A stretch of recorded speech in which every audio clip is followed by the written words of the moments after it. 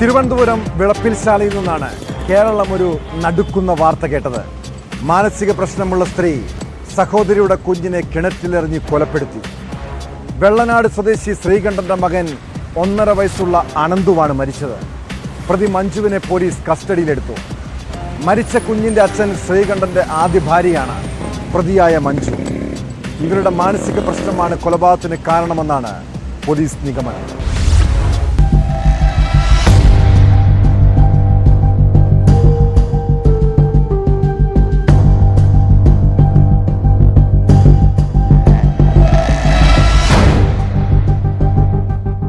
Konniyoor Simon റോഡിലാണ് സംഭവം. മഞ്ജു എന്ന യുവതിയാണ് സഹോദരി സിന്ധുവിന്റെ 3ാമത്തെ മകനായ അനന്തുവിനെ കിണറ്റിലെറിഞ്ഞ് കൊലപ്പെടുത്തിയത്. സംഭവത്തിന് ശേഷം മഞ്ജു സമീപത്തെ തൊഴിലുറപ്പ് തൊഴിലാളികളോട് വിവരം പറയുകയായിരുന്നു.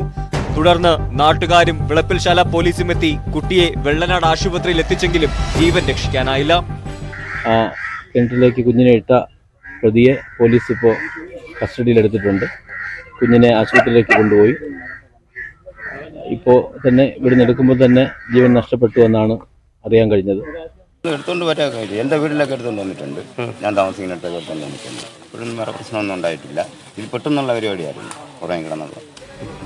മഞ്ജുവിന് മാനസിക അസ്വസ്ഥത ഉള്ളതായി പോലീസ് പറഞ്ഞു. കാട്ടാക്കട ഡിവൈഎസ്പിയും സംഘവും സ്ഥലത്തെത്തിയാണ് പ്രതിയെ കസ്റ്റഡിയിലെടുത്തത്.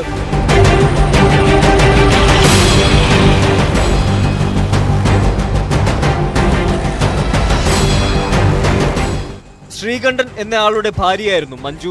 2ാം പ്രസവത്തോടെ മഞ്ജുവിന് മാനസിക പ്രശ്നങ്ങൾ ഉണ്ടായതോടെ ഇവരുടെ സഹോദരിയെ ശ്രീകണ്ഠൻ വിവാഹം കഴിക്കുകയായിരുന്നു എന്ന് നാട്ടുകാർ പറയുന്നു.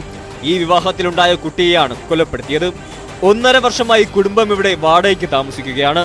സംഭവത്തിൽ കൂടുതൽ അന്വേഷണം നടത്തിവരുന്നതായി പോലീസ് പറഞ്ഞു.